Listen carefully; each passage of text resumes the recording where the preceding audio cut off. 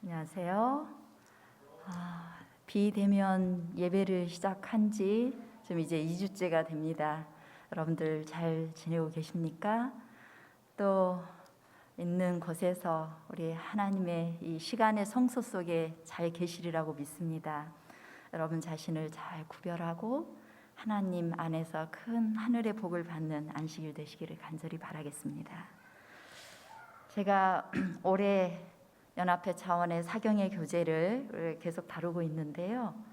오늘은 창조신앙과 남은 자손의 특성을 살펴보도록 하겠습니다. 먼저 이 주제를 다루기 전에 먼저 복습을 그동안 다루었던 내용을 복습하도록 하겠습니다. 먼저 우리가 가지고 있는 세천사의 기별, 창조주를 기억하라는 또 그 세천사 기별을 이제 창조신앙 중심으로 우리가 살피고 있는데요.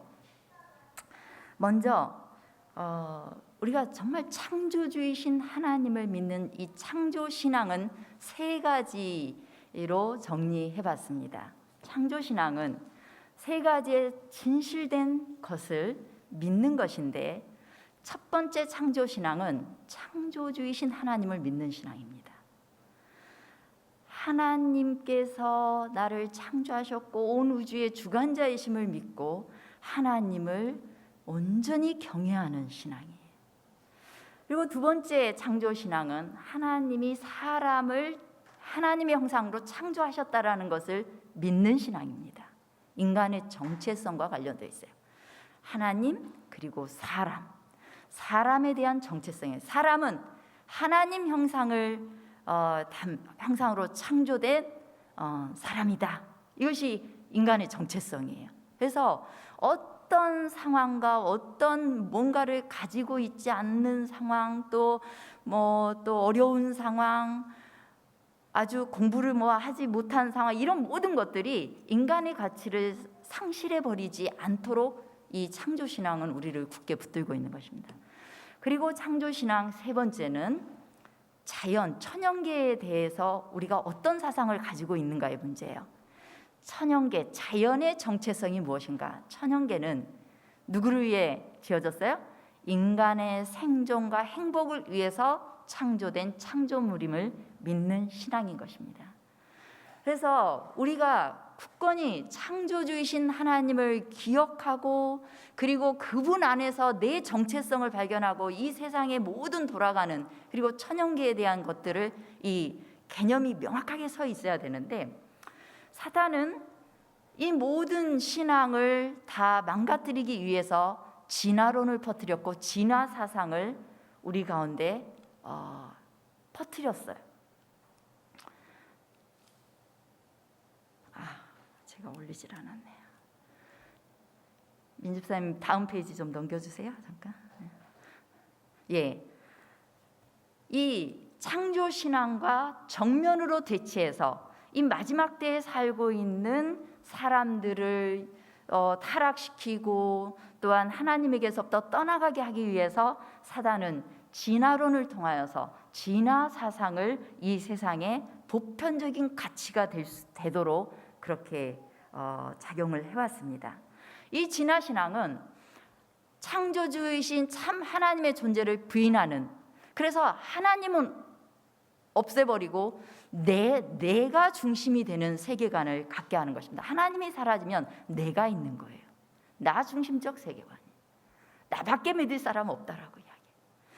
이 진화신앙은 또 인간에 대해서 어떻게 이야기해요?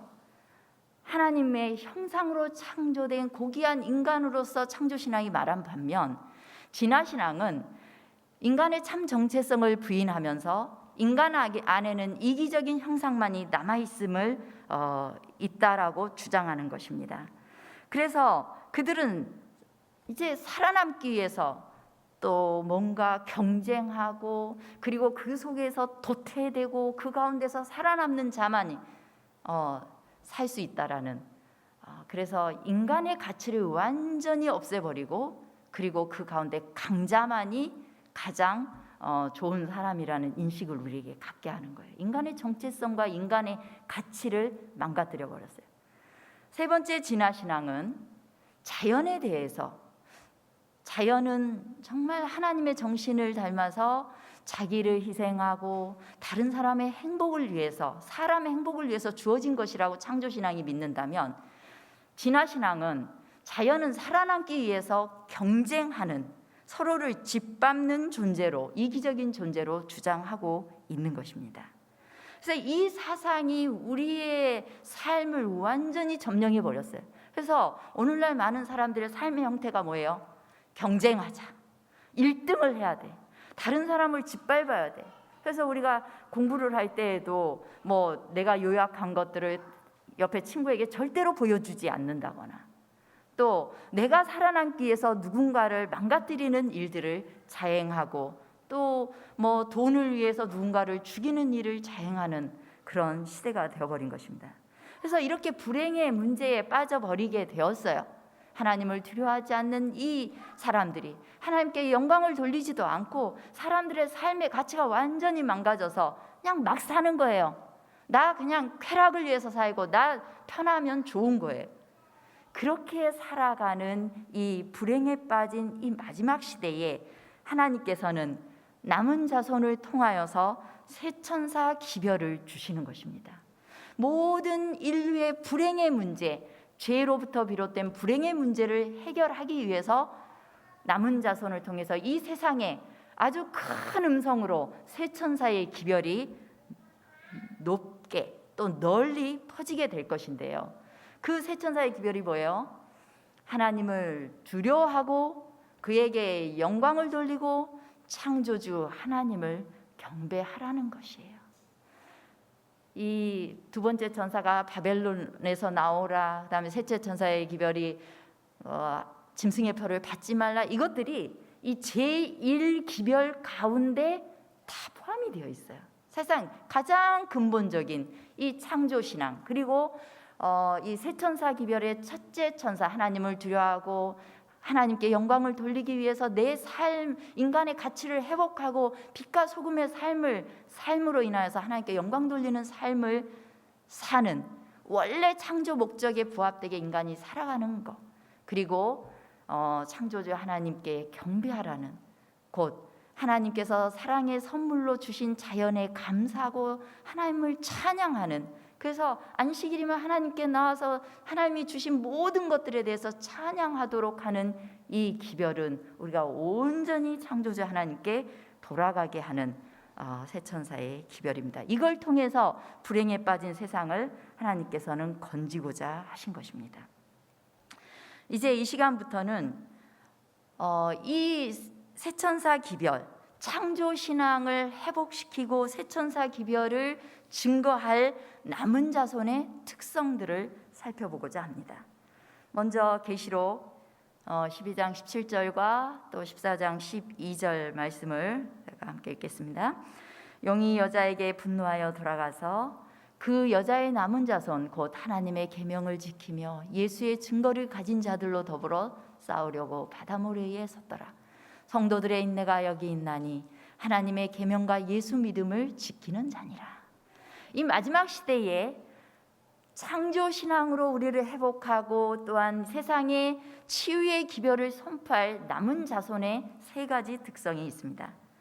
첫 번째 뭐예요? 하나님의 계명을 지키는 자이고, 두 번째 예수의 증거를 가진 자이고, 세 번째 예수의 믿음을 지키는 자입니다. 오늘은 그 첫 번째 특성인 하나님의 계명을 지키는 자가 도대체 하나님의 계명을 지킨다는 게 무엇인가에 대해서 살펴보려고 합니다. 우리는 하나님의 계명을 지키는 자 하면 어떤 의미로 생각합니까? 하나님의 계명은 이 세상 많은 사람들이 잃어버린 바 된 안식일이다.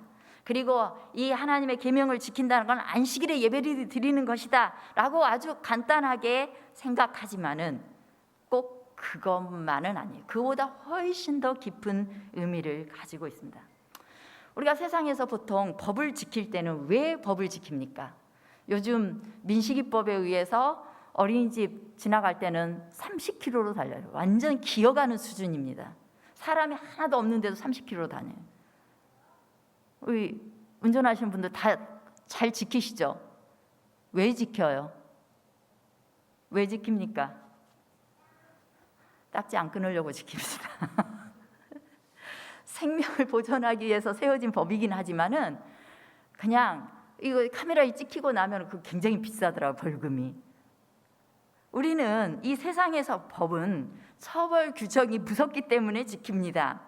그래서 막 속력을 내서 운전하다가도 경찰이 딱 나타나면 어떻게 해요? 바로 속도 줄이면서 단순히 그 어떤 벌을 피해가기 위하여서 법을 지켜요.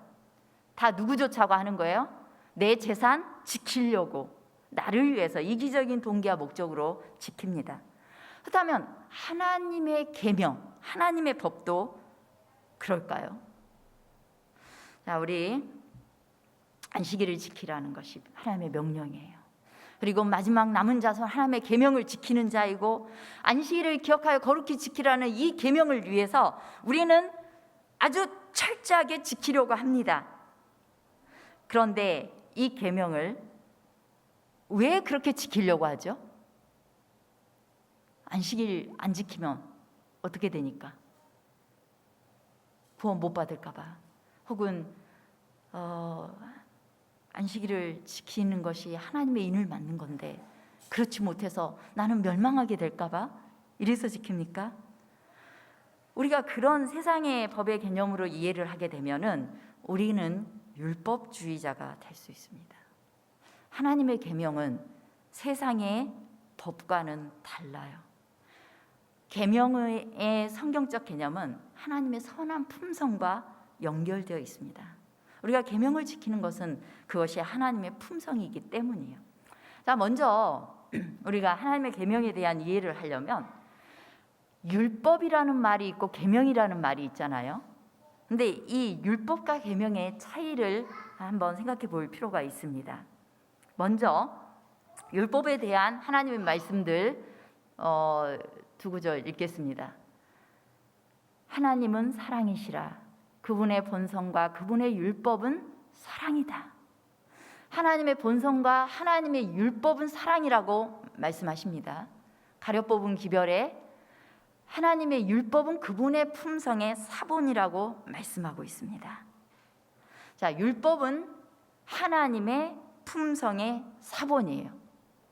그리고 그분의 율법은 사랑이에요. 그분의 율법은 또한 그분의 본성과도 연관되어 있는 것입니다. 자, 그래서 이 하나님의 율법은 넓은 의미에서 법 원칙과 관련되어 있어요. 그래서 하나님의 대원칙이 사랑이에요. 사랑이라는, 그리고 하나님의 사랑의 품성을 잘 나타내는 큰 원칙이고 하나님 보좌의 기초가 되는 것이 율법입니다.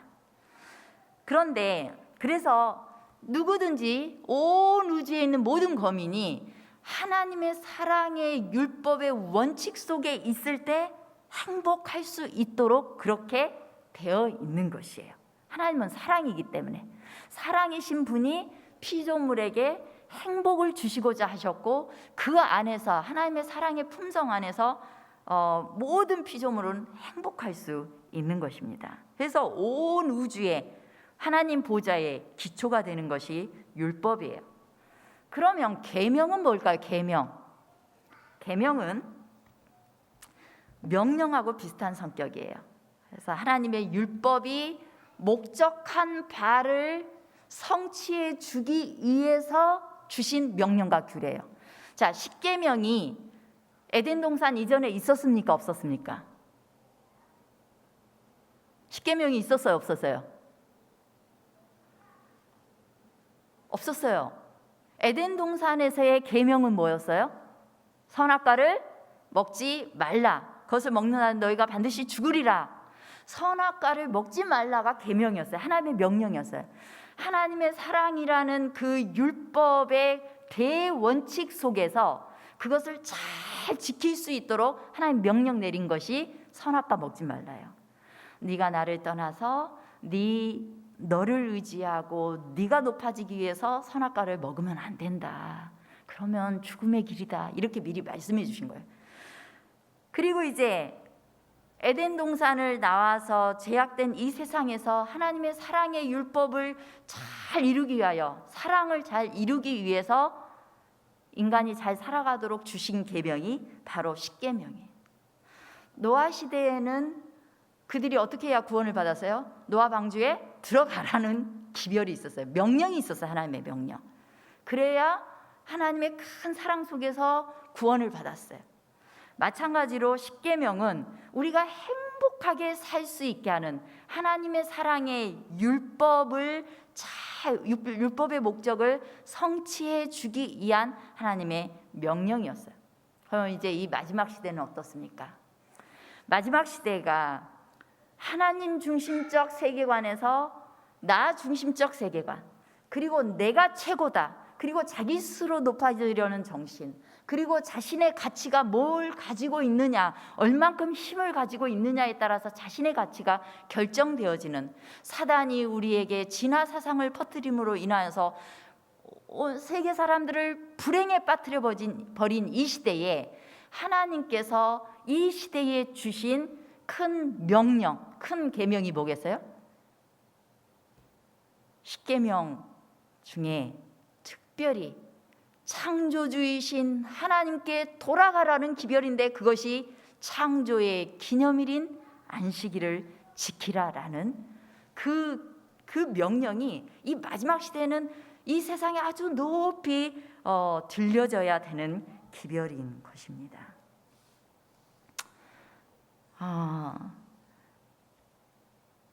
그러므로 이 시대에 하나님의 계명을 지키고 또한 하나님의 율법의 정신을 온전히 회복시킬 이 기별을 증거할 남은 자손이 필요한 것입니다. 하나님의 율법과 계명은 단순히 문자적인 조항이 아니에요. 내가 안식일날 교회 와서 예배를 드리는 거, 다른 사람 일요일날 드리면 다 짐승의 표를 받은 거고, 내가 그냥 토요일에 예배를 드리기 때문에 내 하나님의 인을 받은 것인가? 이 하나님의 계명을 지킨다는 이 특성은 훨씬 더 깊은 의미를 가지고 있는 것입니다. 자, 어느 날 젊은 부자 법관이 예수님 찾아왔어요. 선한 선생님이요, 내가 무엇을 해야 영생을 얻겠습니까? 우리는 보통 하나님을 기쁘게 하려면 내가 뭐 해야 되지? 이렇게 묻습니다. 내가 구원받으려면 뭐 해야 돼요? 그러니까 뭐 간음하지 말고, 살인하지 말고, 도둑질 하지 말고, 내 부모를 공경하라, 이렇게 예수님 말씀하시니까 이 정말 너무 기쁜 거예요. 이건요, 제가 어릴 때 딱 다 지켰어요. 그는 지켰어요, 실제로. 근데 문자적으로 지켰어요. 그는 간음도 하지 않았고, 살인도 하지 않고, 도둑질도 하지 않았고, 부모도 공경했습니다. 문자적으로 그렇게 했어요. 그런데 예수님께서 너에게 아직 한 가지 부족한 것이 있으니 너에게 있는 거 다 팔아 가난한 자에게 나눠주라, 이렇게 말씀하시는 거예요. 지금 예수님께서 계명을 지키는데 부족한 것이 한 가지 있는데, 너의 동기와 목적이라는 거예요. 너의 동기와 목적이 너무 이기적으로 네 영생을 추구하기 위해서 아주 악착같이 그 모든 계명들을 지켰는데, 그런데 그 모든 계명의 목적은 네 이웃을 사랑하는 것에 있다라는 것을, 사랑하는 것에 있다는 것을 예수님께서 상기시켜 주신 거예요. 이 계명의 원 정신이 뭐예요? 사랑, 하나님의 품성이고 또한 그것이 하나님의 나라의 대원칙이었기 때문입니다. 이제 율법과 관련한 우리는 이야기를, 율법사가 예수님을 찾아온 이야기를 통해서 알 수 있는데요. 특별히 누가복음 10장과 마태복음 22장에 보면은 이 하나님의 계명을 두 계명으로 요약을 하는 부분이 있습니다. 한 율법사가 찾아옵니다. 그 사람이 또 물어요. 내가 무엇을 해야 영생을 얻으리까? 이 율법사도 젊은 그 부자 법관처럼 그렇게 구원 문제를 내가 뭐 해야 돼요? 이렇게 물었어요. 그러니까 예수님께서 율법에 뭐라고 기록되었고 네가 어떻게 읽었니? 이렇게 묻습니다.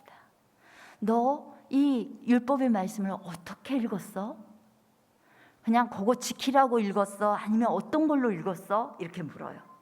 그러니까 율법사가 대답을 합니다. 율법사가 이제 누가복음 10장에는 율법사가 대답한 이야기예요. 예수님이 묻고 대답하여 가로되 내 마음을 다하며 목숨을 다하며 힘을 다하며 뜻을 다하여 주 너의 하나님을 사랑하고 또한 내 이웃을 내 몸과 같이 사랑하라 하였나이다. 예수께서 이르시되 내 대답이 옳도다. 이를 행하라 그러면 살리라 라고 말을 합니다. 자, 그런데 이 비슷한 장면이 마태복음 22장에 등장하는데 이번에는 거꾸로 율법사가 내가 무엇을 해야 되겠습니까? 라고 하니까 예수님께서 율법사가 마태복음 22장에는 예수님을 시험해서 율법 중에 어느 계명이 큽니까? 이렇게 물어요. 어느 계명이 큽니까? 그러니까 예수님께서 이렇게 대답합니다. 내 마음을 다하고 목숨을 다하고 뜻을 다하여 주 너의 하나님을 사랑하라 하셨으니 이것이 크고 첫째 되는 계명이요 둘째는 그와 같으니 내 이웃을 내 몸과 같이 사랑하라 하셨으니 이 두 계명이 온 율법과 선지자의 강령이니라. 자, 지금 율법사의 대답하고 예수님의 대답하고 차이가 있습니까? 어떤 차이가 있습니까? 사랑이가 저요 하고 손을 들었는데 뭘까요? 무슨 차이가 있어요? 미묘한 차이가 있어요. 율법사는 이 중에 어느 계명이 큽니까? 라고 물을 때는 계명을 두 개로 인식하고 있는 거예요. 나누는 거예요. 큰 거, 작은 거를 나누고 있는 거예요. 뭐가 클지를 나누고 있는 거예요. 우리의 사고 속에 큰 거는 뭐예요? 첫째는 위에 있는 거예요. 둘째는 아래예요. 첫째가 대장이면 둘째는 쫄병이에요. 두 개 가운데 둘째는 성취하지 못해도 첫째는 어떻게든 성취하려고 해요. 심지어 첫째만 가질 수 있다면 둘째를 희생하는 것도 괜찮다라고 생각하는 것이 대체적인 인간들의 마음입니다. 그래서 율법사가 궁금했던 게 이거였어요. 뭐가 더 커요? 뭐가 더 커요? 자, 하나님 사랑하는 것이 더 큽니까? 인간 사랑하는 것이 더 큽니까?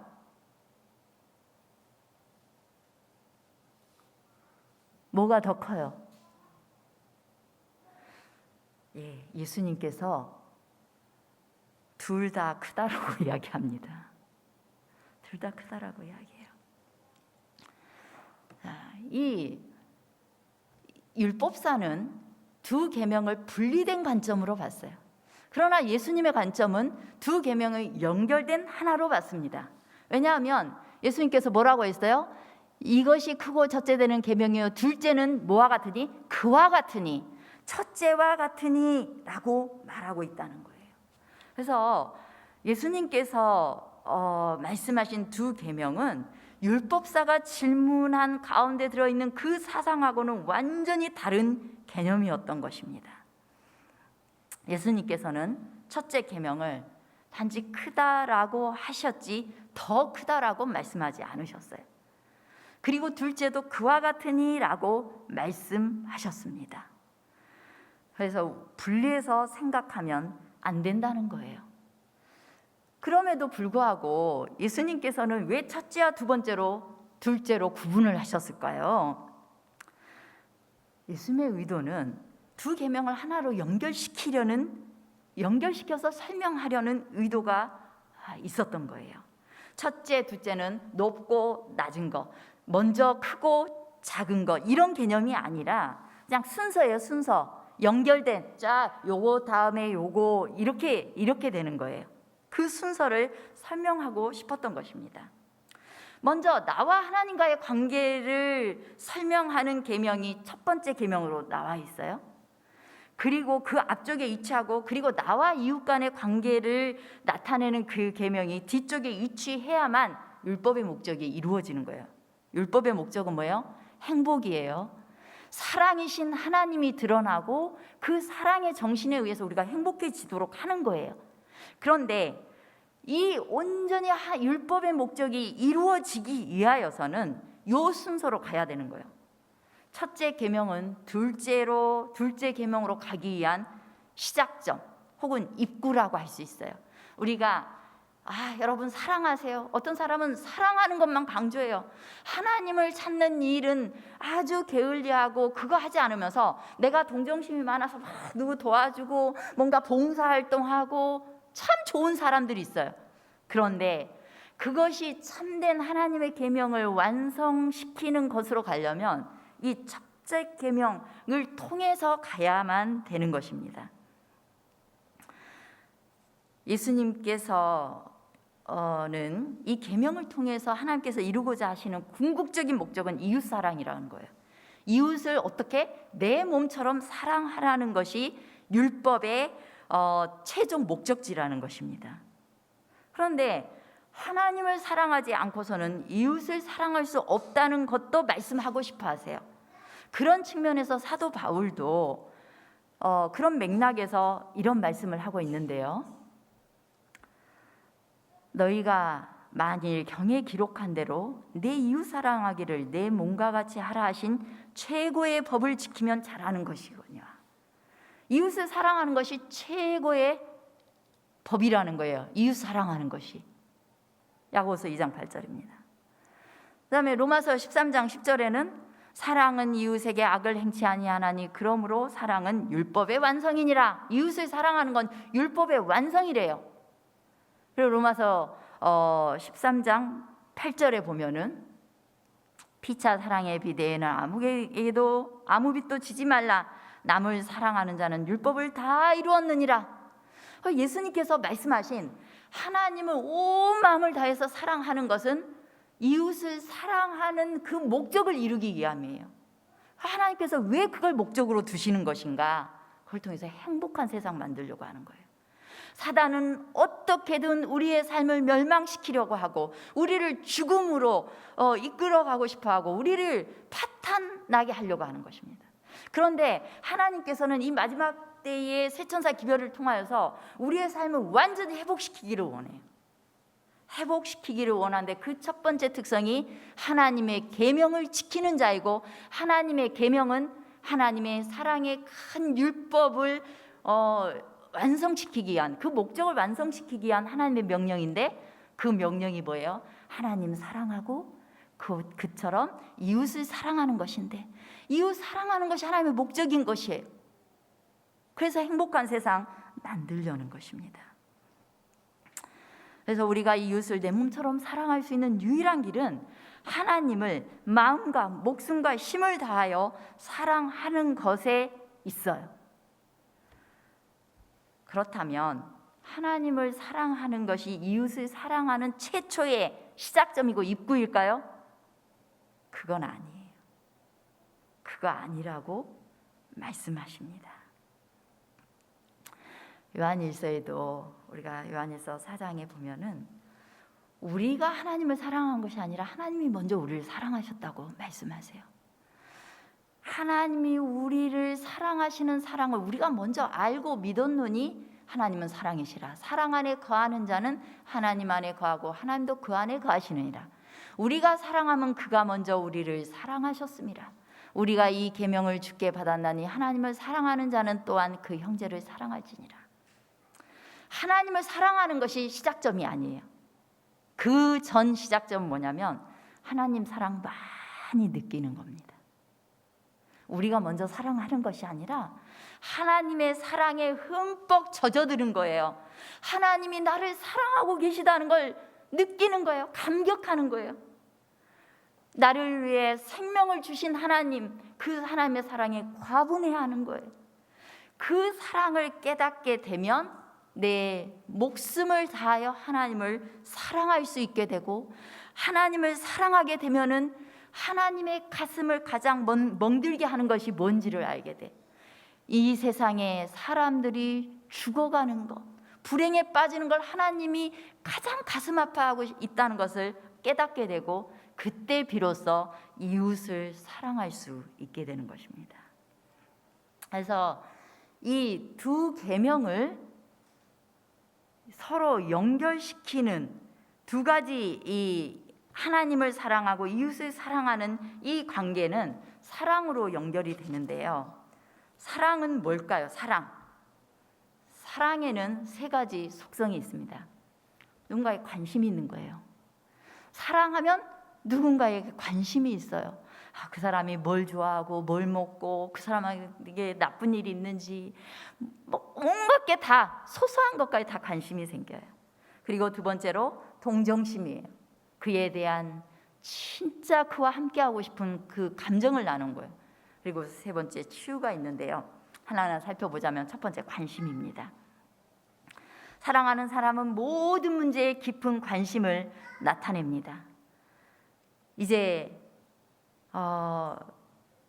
사랑의 관심은 사랑하는 사람의 겉모습뿐만 아니라 그 사람의 마음속에 들어있는 생각과 감정과 불행의 문제들이 무엇인지를 아주 관심 있게 살펴보게 되어 있어요. 우리가 하나님을 사랑한다는 것, 예수님을 사랑한다는 건 예수님이 뭐 때문에 마음 아프신 건지 살펴보는 거예요. 우리가 맨 처음 신앙을 할 때는 교회 나오는 게 즐겁고 사람 만나는 게 즐거워요. 하나님 믿는 게 막 즐거워요. 신기하고 기도도 배우려고 하고. 그런데 하나님에 대해서 알면 알수록 하나님이 죄 때문에 얼마나 가슴 아파하시는지, 나의 오늘의 죄 때문에 얼마나 마음 아파하시는지, 그 죄가 예수님을 십자가에 못 박았다는 그 사실을 깨닫게 되면은 그 문제까지 보게 되는 것이에요. 관심을 갖게 되는 거예요. 그래서 이 마지막 시대 라우디게아 교회에 남은 자손들에게 안약을 사서 바르라고 말씀하고 있어요. 안약을 사서 바르라는 것은 하나님 마음 너희들 밝게 알으라는 거예요. 이 시대의 현상도 알아야 되겠지만 하나님 마음 알라는 것입니다. 하나님의 마음이 뭐 때문에 그렇게 아파하고 있는지, 끝내 죄의 문제, 그리고 내 안에 있는 죄의 문제와 죄된 그 사상이 온 세상을 점령하고 있는 그 사실이 하나님의, 예수님의 가슴을 아프게 하고 있는 것을 우리는 봐야 되는 거예요. 그리고 우리는 다시 한번 우리의 사명을 깨닫는 것입니다. 이 영혼들을, 죽어가는 영혼들을, 파탄난 인생들을 다시 건져내어 하나님께 인도하고자 하는 것이 우리의 사명이 되는 거죠. 자연스럽게 관심을 갖게 되면 그 다음에는 그 사람에 대한 동정심으로 연결이 돼요. 사랑의 두 번째 속성은 동정심인데요. 이 동정심은 세 가지로 나눠볼 수 있어요. 먼저 아우 불쌍해, 저 굶주리고 있는 기아에 허덕이는 그 어린아이, 배불뚝이 어린아이 부어있는 그 아이를 보면 불쌍해, 우리 다 이렇게 느끼잖아요. 그냥 똑같이 느끼는 동정심이 있어요. 본능적으로 공감하는 거예요. 불쌍해. 그다음에 두 번째로는 감성적 공감이 있어요. 그건 감정이입이에요. 세상에 얼마나 아팠을까 하면서 같이 눈물을 흘려주는 것입니다. 우리가 정말 너무 아픈 사람을 보면은 우리가 방문하잖아요. 그리고 가서 너무너무 딱 하면은 이 감정이 동해가지고 막 눈물을 흘려요. 어떡해. 감성적으로 동정심을 갖는 것입니다. 그런데 그날 우리는 집에 와서 그냥 다 잊어먹어요. 잊어먹고 잠도 잘 자고 잘 먹고 합니다. 그런데 그때 오직 누구만큼은, 그의 가족만큼은 쉽게 잘 자지도 못하고 잠도 못 이루고 항상 걱정하고 애쓰는 거예요. 그래서 이 세 번째 동정심은 뭐냐면 아가페적 사랑의 동정심이에요. 그거는 자유의지적 동정심이라는데, 내가 아픈 건 아니야. 상대방이 아파. 내 가족이 아파. 그런데 내가 자발적으로 고통을 함께 나누는 개념이에요. 그와 함께 못 먹고 함께 잠 못 자고 그러면서 함께 눈물을 흘릴 뿐만 아니라 함께 아파하는 것입니다. 그것이 이 자유의지적 동정심인데, 사랑은 그와 함께 아파하게 만들어요. 그 사랑은 바로 하나님께서 우리에게 주신 사랑입니다. 시편 103편 13절에는 아비가 자식을 불쌍히 여김같이 여호와께서 자기를 경외하는 자를 불쌍히 여기시나니. 여기에서 이 불쌍히 여기시나니는 이 자유의지적 동정심이에요. 하나님이 가슴이 찢어지는 거예요. 하나님 원래 그런 분 아닌데 내가 고통스러워하는 그 사랑하는 인간, 사랑하는 죄인인 내가 그 죄 가운데서 허덕이며 아파하고 있는 그걸 보면 하나님의 가슴이 함께 찢어지고 아파서 함께 잠 못 자고 함께 눈물을 흘리시는 것입니다. 하나님께서는 마지막 남은 자손에게 이런 동정심을 나누어 주셨어요.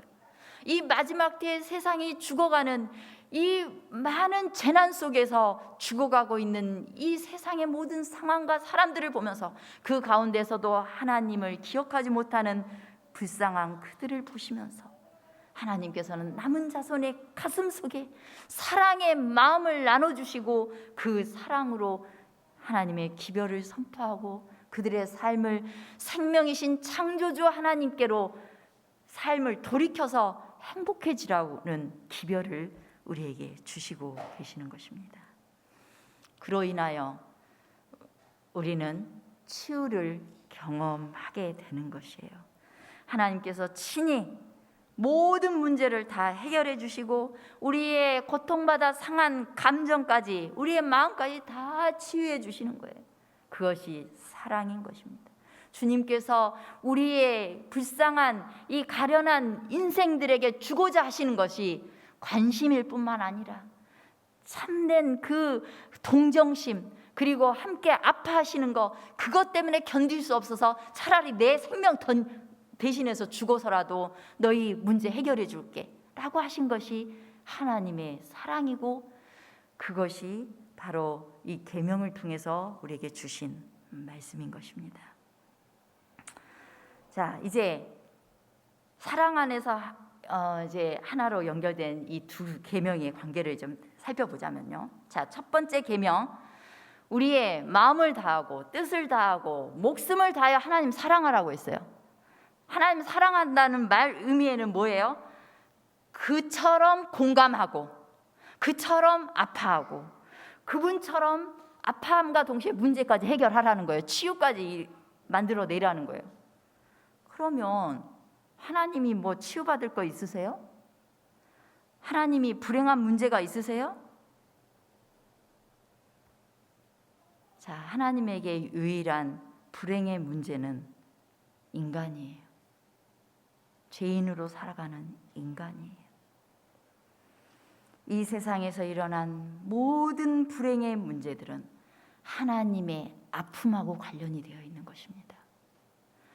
개별적으로 살아가고 있는 하나님을 모른 채로 살아가고 있는 때로는 하나님을 섬기노라 하면서도 누구를 용서하지 못하는 혹은 질병으로 고통당하고 있는 이 세상의 모든 불행의 문제들은 하나님이 사랑하시는 대상들에게 일어나는 불행의 문제들은 하나님의 문제인 것이에요.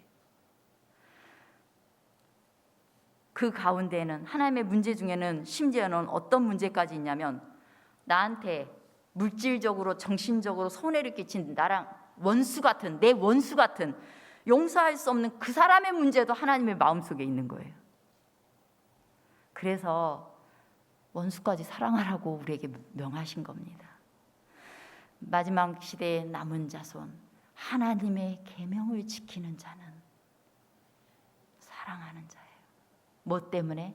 내가 억지로 사랑해라고 해서 사랑하는 것이 아니라 하나님의 그 아픈 가슴을 알아버렸기 때문에 하나님의 사랑을 알아버렸기 때문에 견딜 수 없는 거예요. 그를 용서하지 않을 수 없는 거예요. 그를 사랑하지 않을 수 없는 것입니다. 그의 문제를 해결하기 위해서 내가 뭔가를 하지 않을 수 없는 것입니다. 그것이 이 두 계명, 하나님을 사랑하라는 계명과 이웃을 내 몸처럼 사랑하는 이 두 계명이 사랑으로 연결되어 있는 것입니다. 자, 시대의 소망에 있는 말씀 읽겠습니다. 우리 형제들에게 나타내는 정신이 곧 하나님께 나타내는 정신이 어떠한지를 선언하고 있다. 마음속에 하나님께 대한 사랑이 있을 때에만 이웃에 대한 사랑이 솟아난다. 사랑하고 있으면 하나님의 사랑이 내 안에 있는 거라는 증거예요. 사랑이 없고 사람들에 대해서 굉장히 매정하고 매몰차다면 하나님의 사랑이 내가 아무리 아름다운 말을 다 할지라도 사랑이 없다는 증거라는 거예요. 하나님을 최고로 사랑한 이후에 이웃을 내 몸처럼 사랑할 수 있는 것입니다. 자, 이걸 통하여서 하나님께서 심지어 원수까지라도 사랑하라는 그 말씀을 통하여 그 일이 우리에게 이루어지는 일들을 통하여서 하나님께서 이루고자 하시는 것이 무엇인가? 우리 여러분 화면으로 보시는 분들도 그렇고 우리 함께 읽어보겠습니다. 베드로후서 1장 4절과 교육 16페이지를 함께 읽어보겠습니다. 시작.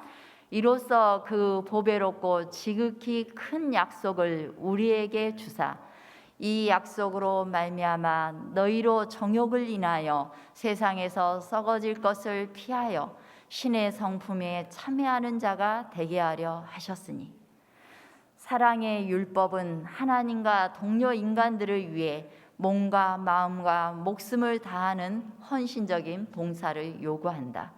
이러한 봉사는 우리로 하여금 다른 사람에게 축복이 되게 하는 동시에 우리 자신에게도 큰 축복을 가져다 준다. 이러한 일이 계속될 때 우리는 신의 성품에 참여하는 자가 된다. 마음의 하늘의 뜻을 받아들임으로 하늘에 적합한 자가 되는 것이다. 하나님께서 이 계명을 통하여서 우리가 신의 성품에 참여하는 자가 되게 하십니다.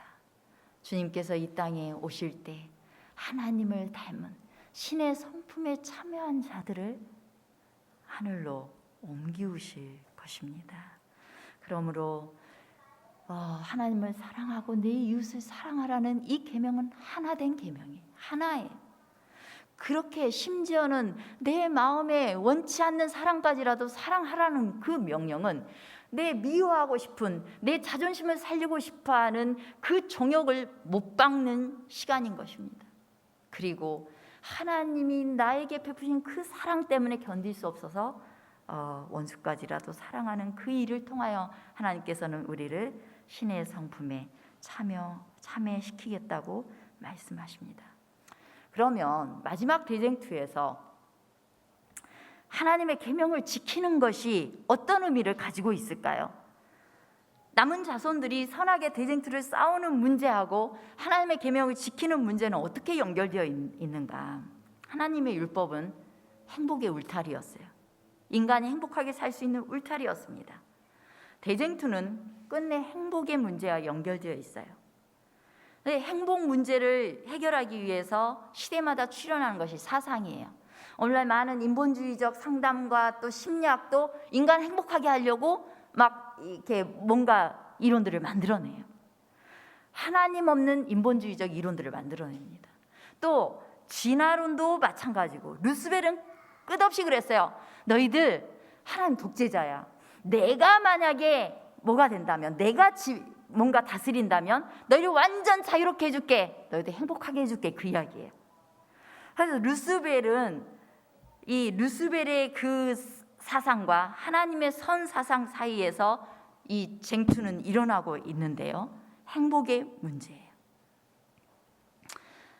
하나님의 율법의 목적을 성취시키는 이 두 계명이 우리에게 우리의 삶을 행복하게 해주는 그것은 하나님의 선 사상의 힘 때문이에요.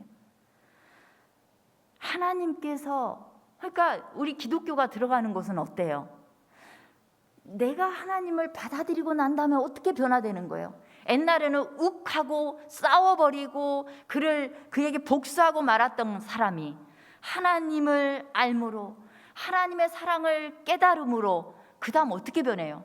용서하고 참고 인내하고 끝내 그 사람을 더 나아가서 뭔가를 베풀고 나누어주고 사랑해 줌으로써 내 삶도 행복하게 만들 뿐만 아니라 그의 삶도 행복할 수 있도록 하나님의 그 율법의 정신이 온전히 목적이 이루어지는 것입니다. 이 하나님의 율법 사상을 변경하고 파괴하는 사단의 걸작품이 바로 진화 사상이에요. 하나님께서는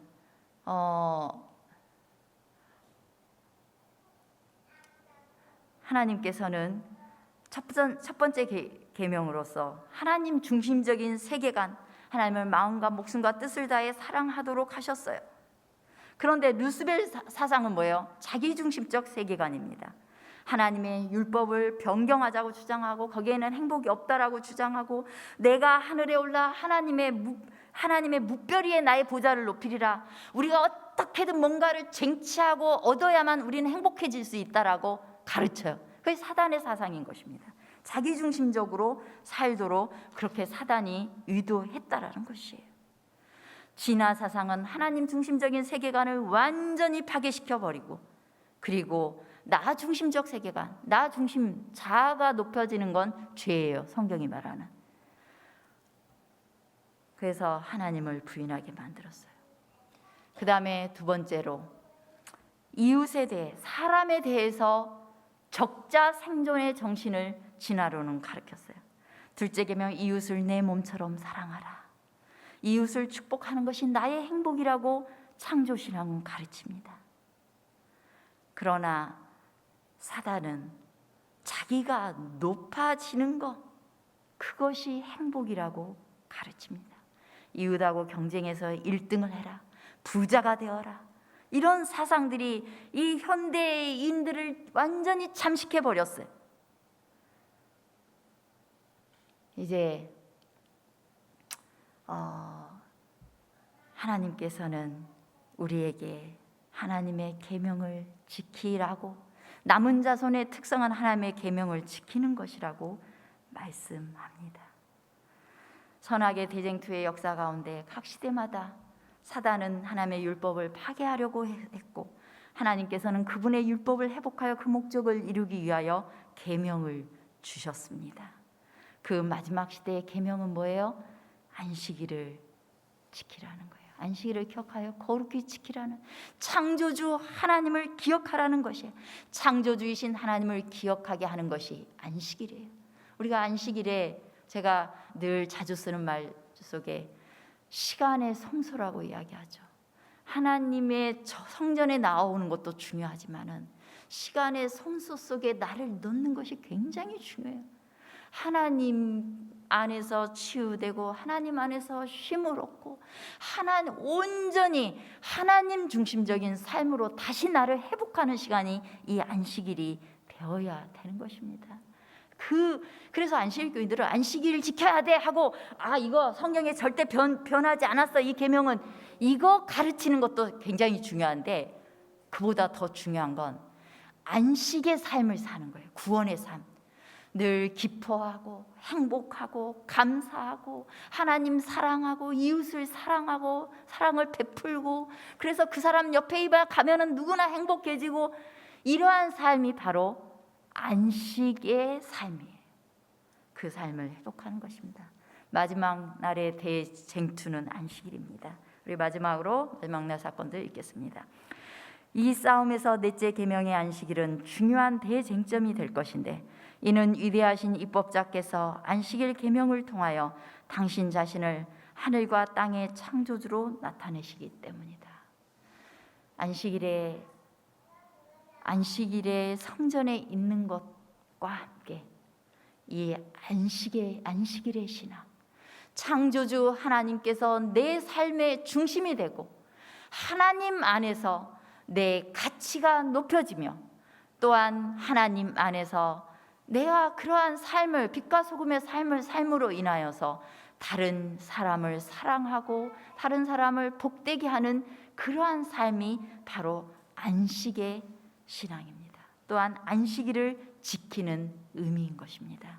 그러한 삶으로 회복되고, 또한 그러한 기별이 이 세상에 드높여지게 되기를 간절히 바라겠습니다.